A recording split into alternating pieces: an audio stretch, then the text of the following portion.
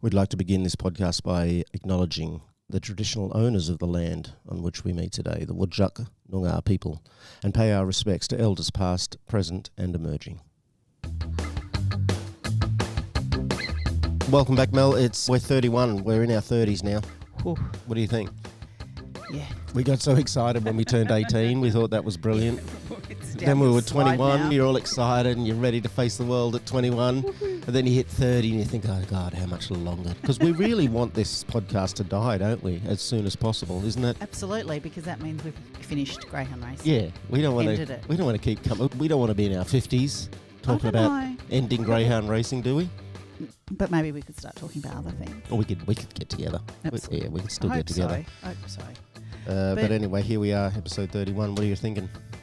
It's been a day. We've just come back from being in the city, shaking our tins and swiping our cards. And Fantastic day. We don't know what the sum is yet, but we met so many nice people and our houndie's got lots of beautiful pats and yeah, it's always a nice day. But I always come away thinking, why do we still have racing? Because everybody that we speak to is just like, oh my God, I didn't even know it was a thing in WA. Right. I've come across that all the time. Yeah, that's what surprised me. Not only is there a lack of community support, also there's a complete ignorance actually at times that this shit even still goes on. Absolutely. Which is stunning, isn't it? Yeah. So how can they say they have a social license when people are like, oh, what? We're still doing that? Because they would lose it if people knew. So it's like something that they keep quiet. And thank you for everyone who rocked up to the Murray Street Mall and gave us your little swipey cards and your coins, because it is for Free the Hounds. Absolutely. And Free the Hound, it's the source of change in WA. We hope so. So we are back on Talking Couch Potatoes, of course, and we are winding down. I know it's like your batteries are running low. A little bit, Mel, a little bit. When I realise we're 31, well, part of me, I'm going to keep meeting with you. I love talking to you, Mel. You're extraordinary. I know you find it very difficult to talk to me, and you do your best to tolerate it. But I love talking to you. I love talking to you. But I don't love the fact that the reason we're here is because this outdated, inhumane, unsustainable industry just goes on. Yeah. We've presented the petition. That was a nice thing that we did this year. Yep. But we've gotten a inquiry, Mel, potentially. We've got the recommendation for the inquiry, and now that Parliament has risen for the year, they won't sit again until after the election. We will then have our report go to the Standing Committee for Environment and Public Affairs, and they will look at the merits of our petition. And then they will decide whether or not to recommend an inquiry, or they basically report on what our petition says. Yeah. So we're hoping... And decide what's next. That they will go in line with the Estimates Committee and say, we agree with the Estimates Committee and with these almost 30,000 members of the public to have an inquiry and to look into it. Have a good hard look at what's going on. Yeah, but early in the new year, we will be asking our listeners to send emails. So just thinking that, is there any way Free the Hound supporters and podcast listeners can support the process and make sure that we move forward? Absolutely. After the election, when we find out who is a part of that committee, then we will be asking a call to action for our members, our followers, our supporters. And we've had a documentary in production for just over a year now that will be ready to come out also sometime during 2025, but we'll bring it out, of course, when it has the most impact. Yep. So that's really exciting. And we'll be here. We'll be here next year. Yep. We'll be back up and as forceful and hopefully as inspiring as ever. We'll follow the progress of the potential inquiry. We'll keep trying to inspire people, our listeners, to get off their asses and do something, because we're not stopping, Mel. You've said this many times. We're never going to stop until these beautiful creatures are protected in whatever way that looks like. Exactly. Hopefully, it looks like the end of racing. Yeah. But at least it's got to look better than it does at the moment. Yeah, absolutely. Awesome.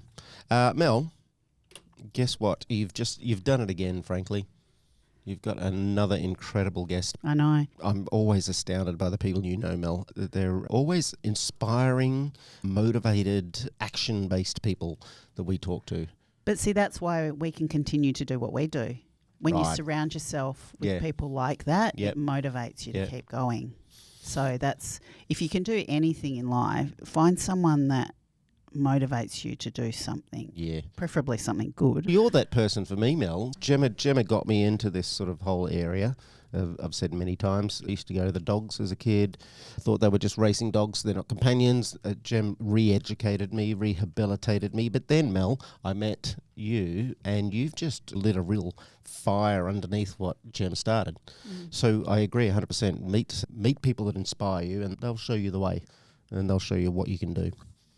Speaking of showing the way, Kristy Alger has been showing the way for some time. She is a spokesperson for Animal Liberation Tasmania.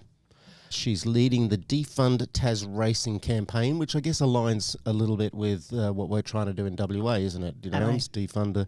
Yep. They're looking at it from an economical point of view as well, which I think really helps. Yeah. Get other people that might not otherwise want to join the fight, get them over the line as well. You can check him out at defundtasracing, all one word.com. She's spoken at events including Dominion Marches, Vegan Festival Adelaide, most recently at the Farm Transparency Project Big Pig Vigil at Diamond Valley Pork. She was a part of what you guys went to earlier this year or last year, the Animal Rights Forum in Melbourne. Yeah, right? February this year. Yeah, that's where I first met Kristy. Yep. It was great, everybody coming together. Brilliant. And if you want to, listeners, if you want to know more about that, episode 12, we did a bit of a dive into the Melbourne workshop. We had some interviews with some of the participants. Great. Yeah. She puts her money where her mouth is. She's on the front line, Kristy. And what I mean by that is she's happy to be arrested if that's what's required. She's happy to contravene laws that she doesn't believe in, and she's actually been arrested 5 times in defence of forests and animals.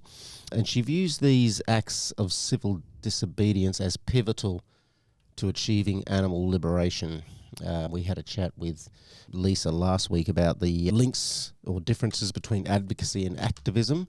So I feel like this is a lovely little compliment to last week, because we spoke to an advocate last week who gets some criticism for not meeting the standards of activism. I'm really keen to talk around her thoughts around that. Greyhound advocacy has always been a part of Animal Liberation Tasmania's scope, but it's intensified this past year, Mel, with footage being released, drone footage, I think it was. Yeah, that got sent into them. Yeah, there was a trainer disqualified for life. I think there's a sad epilogue to that he might have been reinstated, and we can talk a little bit about why maybe that happened. They expose some trainers, they expose the truth of private rehoming. So they just do an amazing lot of work. How they manage so much with such a small team is beyond me. It's amazing. They really are a force to be reckoned with. So I'm really keen to speak to Kristy when she arrives, and that should be pretty soon. Hang around, folks. All right, Mel, it's time.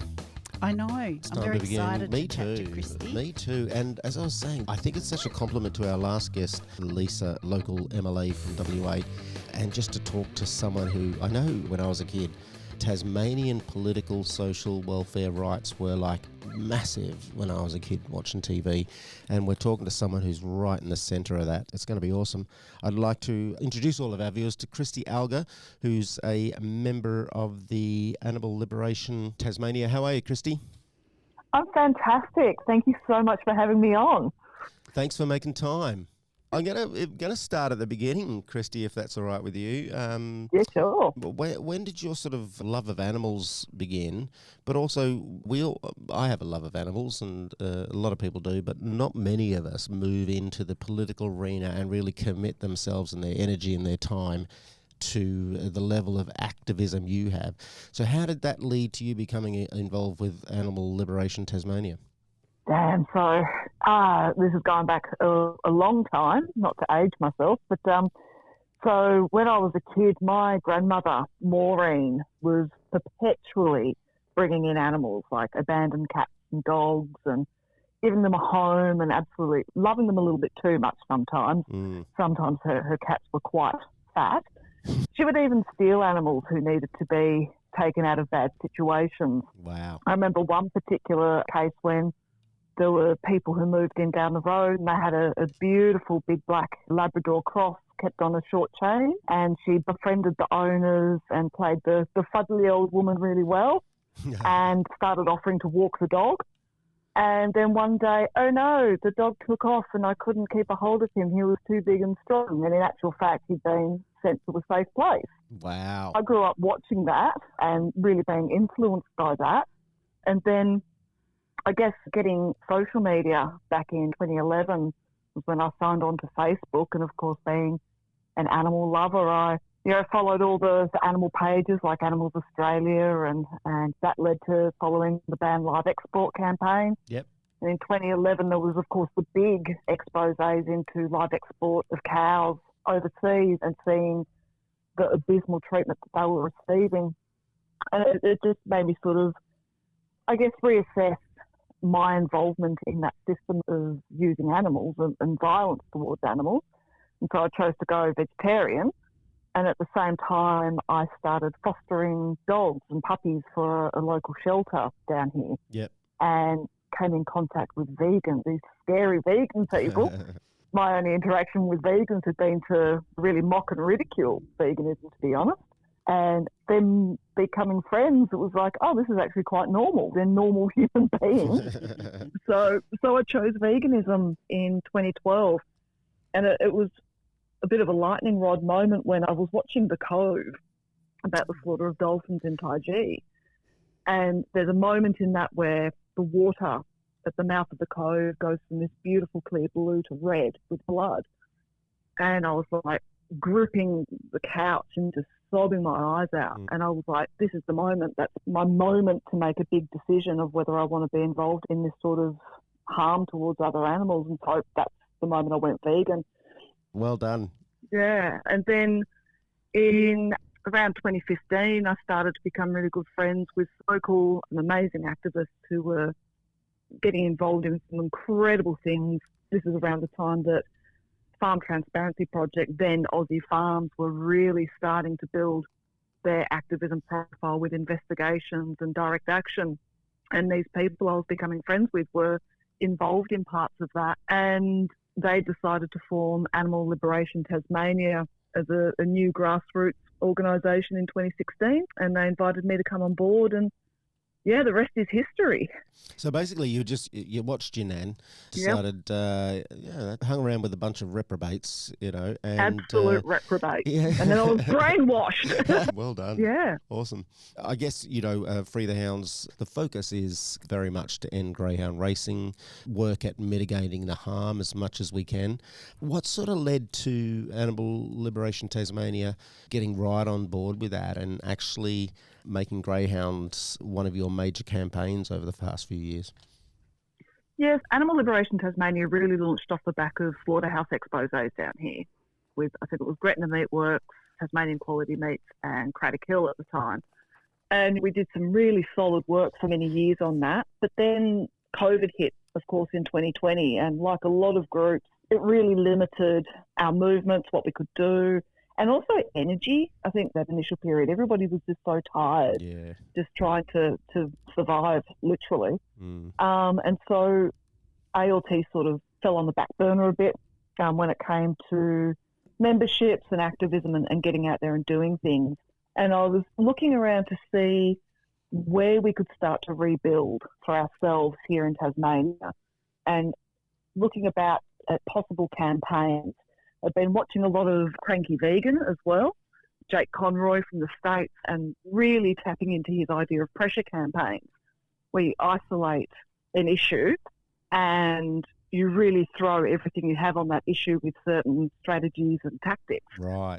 And I saw that one of the things that was popping up in the news quite frequently was Tas Racing down here and the funding arrangements from the Tasmanian government to them. It's about $40 million a year, which is the highest funding of racing per capita in the country. And I was like, this is somewhere where we could really rebuild a campaign and do some really good contributory work. And so started building a website and started researching, because one of my key things is you don't go into anything without knowing your shit. Like, you've got to know. what you're talking about. I think that's the difference between people in the advocacy and activism field is we really do some research and we really come up with facts and figures that reflect the reality.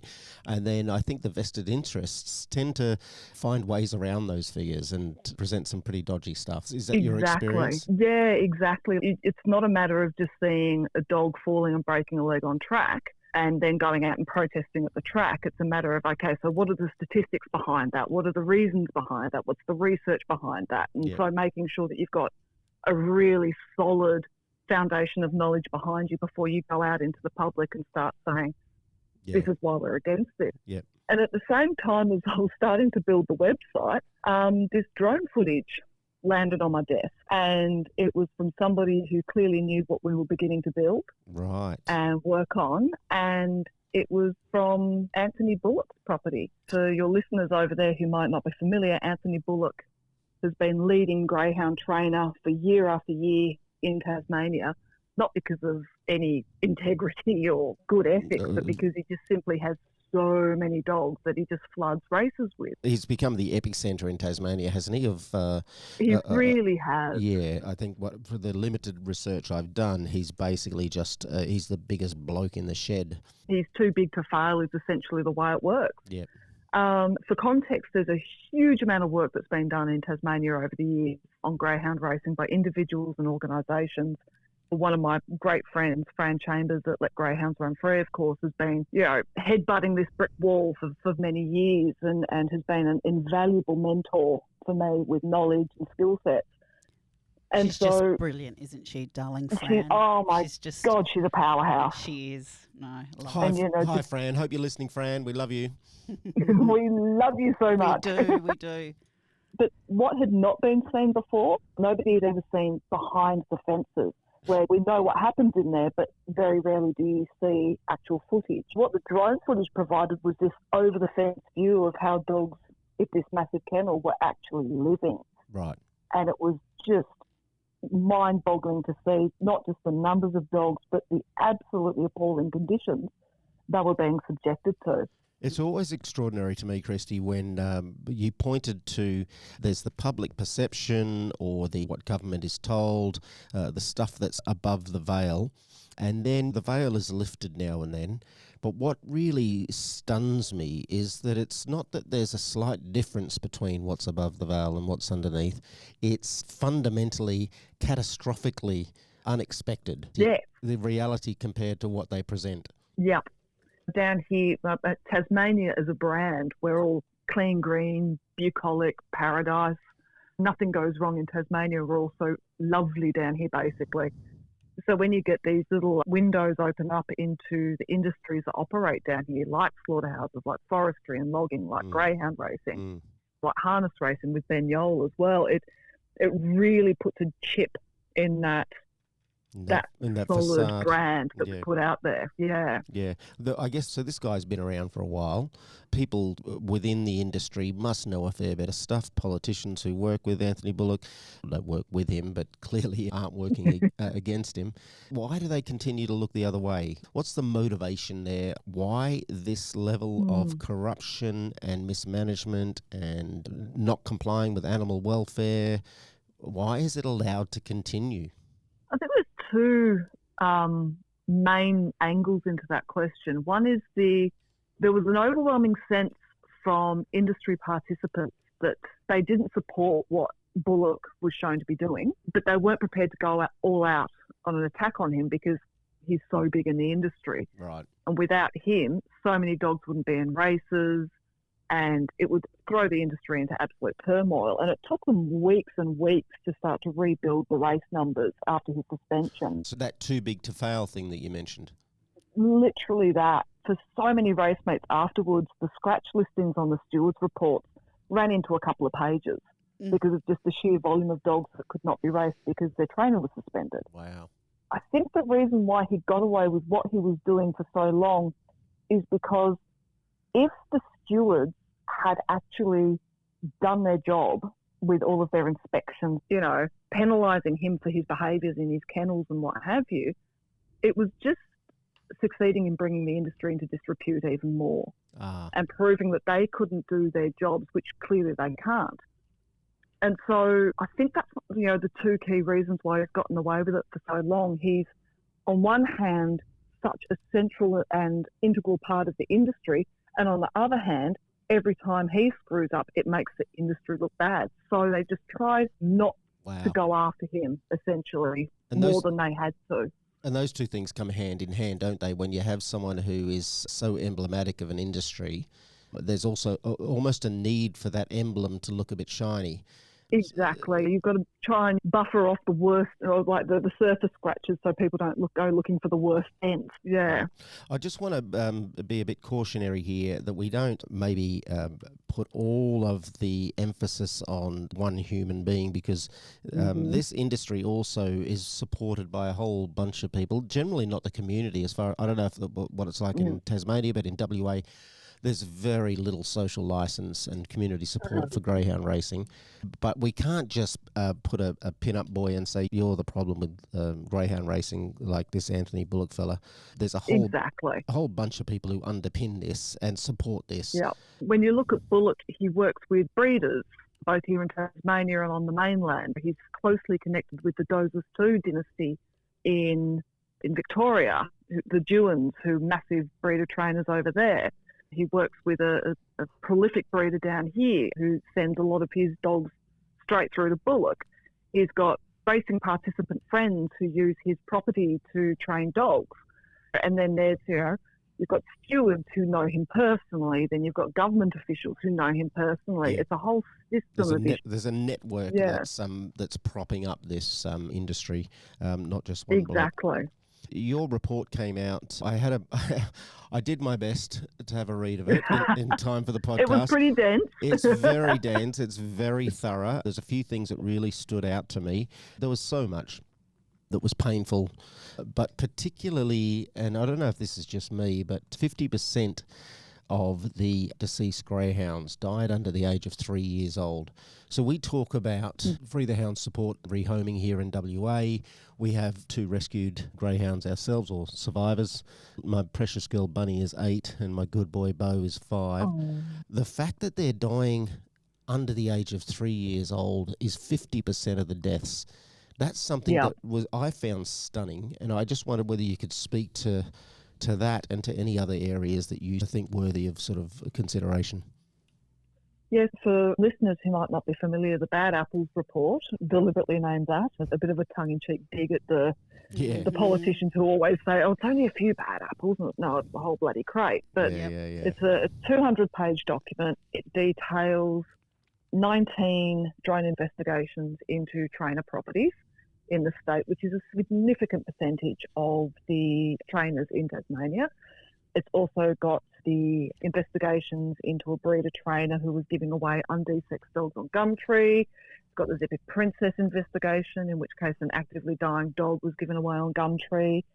It's got details of the Ross Work and Kenneth Buxton case, where a Tasmanian trainer was sending greyhounds to a guy who's been banned for life for cruelty to greyhounds, including multiple dogs dying as a result of his neglect and treatment of them. It's got the racing names and histories of every single greyhound who raced on a track in Tasmania between August 1st, 2023 and 31st of July 2024, which is for some reason how the stewards post their stewards reports according to those date lines. So that's why it was chosen along those timelines. And what I saw compiling all of that information was essentially that when the industry says, oh, we're tightening up something here, or it's just one person over there, invariably there's a connection between that person and another person, between that dog and another dog. Right. It's never just one person working in isolation. Yep. For me, it's the Barry Haywood investigation from earlier this year that really stands out as fundamentally important to show exactly what the industry regards as its best and brightest and its high standards. So he's been in the industry for over 4 decades. He's a Hall of Famer. He's the pinnacle of standard in the industry, essentially. Right.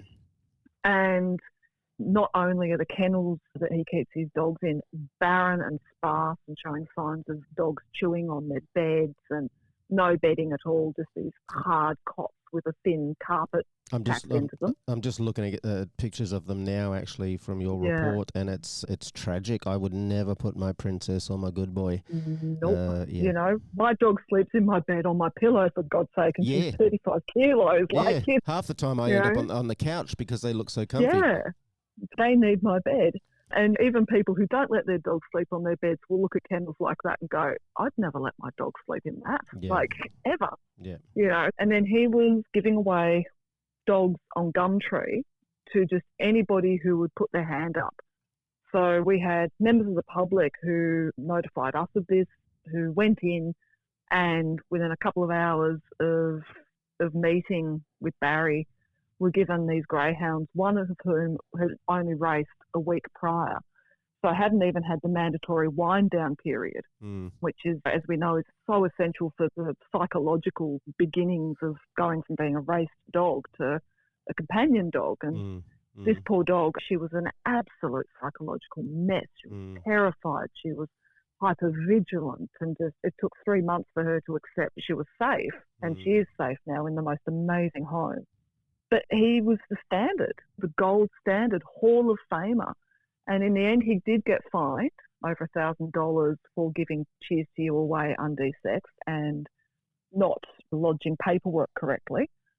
And he has since, we believe, left training. He's still likely involved in breeding and owning, but he's not nominating dogs to race anymore. Yep.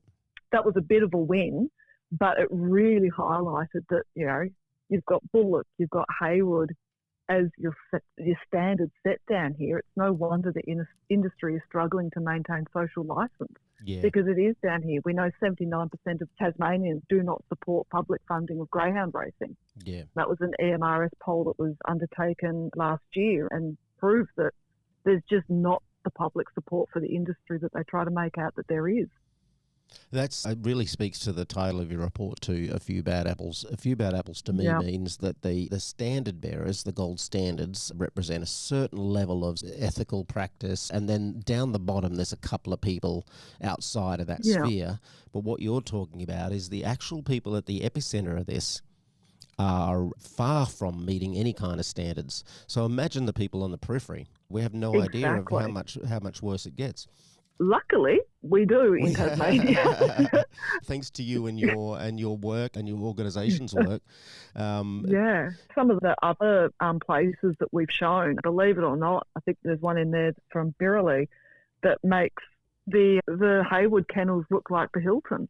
Right. There's places that are just so derelict and run down, and dogs are being kept in them, and you can't tell me that the industry doesn't know. You cannot tell me that other participants don't know, that the stewards don't know, that the CEO of Tas Racing doesn't know, because they do know. And what have the stewards come forward and said about why the conditions were, you know, what was their reasoning of why these kennels were in the state they're in? Some of those absolutely were deplorable and clearly below what the minimum standards are from racing or Tas Racing. The stewards apparently go out quite regularly and announce to kennels.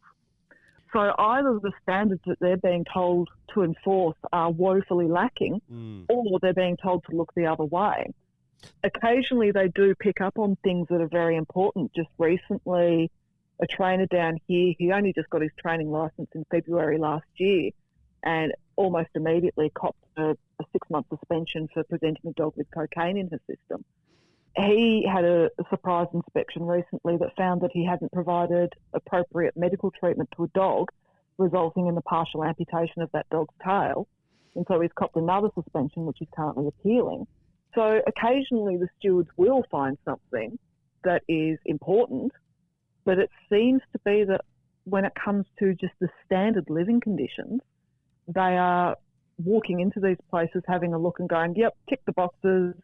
So long as the paperwork's filed and there's no dogs with obvious injuries, it's not a problem. And that's because basically if they start to pick these people off, they're not going to fill the fields that they need in order to hold the number of races that they need in order to make the revenue that they need. Exactly. And some of the participants in the industry, they're leaving the industry, they're retiring from it, or they're really scaling back their involvement in the industry.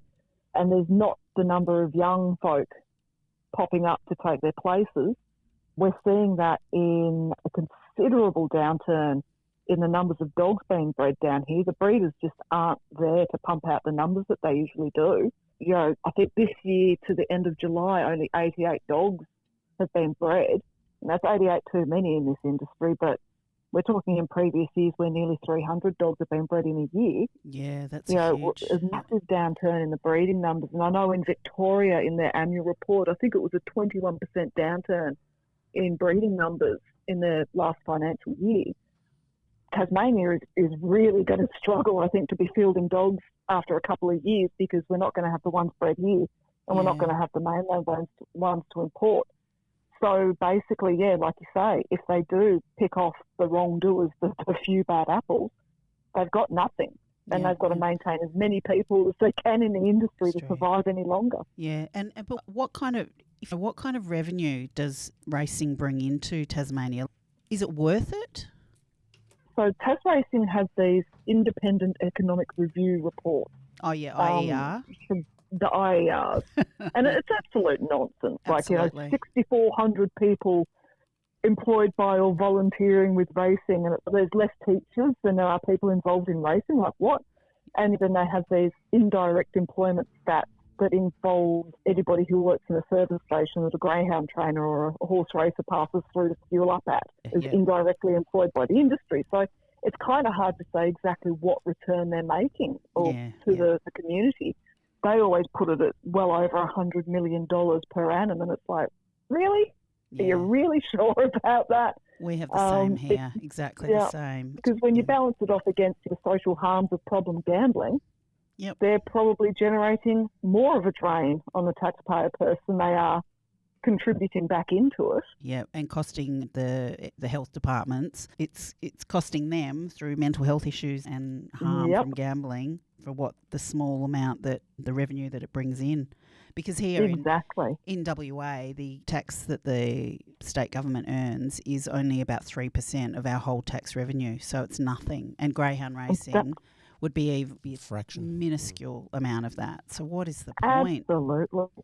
And here in Tasmania, they like to say that there's, thousands of breeders and hundreds of owners, but they're so often one and the same person. 100, Like Barry Haywood himself was an owner, trainer, breeder. Yep. Anthony Bullock is an owner, trainer. Like, you go across the board, the Johnsons up in Leeds, they are owner, trainer, breeders. Yeah, we did a lovely chat with Sebastian Broadhurst back in episode 14, who did an economic review and went underneath the numbers that the industry gives. Yeah. And it's a tiny fraction. It really is a tiny... They count people multiple times for a start, as you've just mentioned.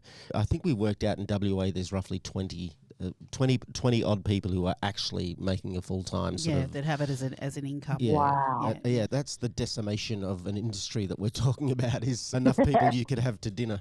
And we're not even talking about decimating it. Free the Hounds has a wonderful transition plan to make sure that's all mitigated against. But it seems that it comes down to money, obviously, politics and power, and then just a lack of standards. You were talking earlier about how do they get away with this? And I recall, Mel, that in WA, I don't know what it's like elsewhere, but they only have to be out of the kennels for 15 minutes, or is it 15 minutes? 15 minutes. So if that's the bar that they're setting, so where are the other bars in terms of comfort and companionship and enrichment? And basic health care. Yeah. One of the things with the Bullock investigation that the inquiry found was that he had a significant number of dogs infected with parasites. Fleas, hookworm, whipworm, and that one of the recommendations that was said in the report was that he had to get on top of that. And since then, he's had multiple dogs scratched late at races for presenting with parasites. Yeah. And it hasn't been pulled up for it or fined for it, just has the dog scratched. But in the conditions, as you can see, those kennels are in, even remedying anything like that, if you wanted to, would be so difficult because of the environment. It's just it's just a cycle that goes round and round. It really is. And the only way to really stop the cycle is maybe to stop the thing that's perpetuating the cycle, which is using these animals as commodities so we can chuck a punt on. Seems like don't you start talking logic here. Don't you start talking logic.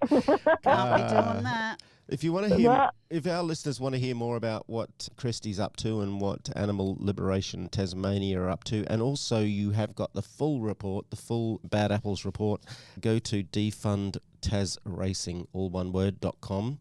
This has been very enlightening for me, Kristy. I really appreciate you coming on. And since I was a kid, I've always known that Tasmania is a bit of a hotbed. It's a bit of a litmus sort of area for just social rights, progressive thinking. Yep. What's next? What's next on the agenda for you guys? So one of the things we're doing at the moment, we've actually formed a really good working relationship with a number of MPs down here, with the Greens and, of course, with independents as well. Kristy Johnston MP has been amazing throughout this. We are preparing a lot of information for business hearings and business estimate hearings. Yep. What I'm currently working towards for the campaign is compiling a list of every single dog who receives an ear brand from 2020 through to current, to really get a full glance at what are the death statistics, what are the injury statistics, who retired after injury, all of that sort of thing. So that's my primary focus at the moment, is working on... Sorry, my dog's having a look in the background right now. What's their name? This is Twilla that you can hear. She's upset Twilla, because I'm on the phone and not focusing on her. Hi, Twilla. Very neglectful. So basically providing the data and information that the Greens need to hold the government to account. Yep. We just had a very successful Nut to the Cup protest. Nice. Working with Coalition for the Protection of Racehorses. Had a great turnout for that, and the public response was amazing as well. The number of blokes in utes and trucks that waved and supported us was overwhelming. So I think basically building on what we've already created now, working towards Bad Apples 2 next year. And of course, interspersed in that, we will be kicking off campaigning a lot harder on the slaughterhouse issue down here that Farm Transparency uncovered. Yep.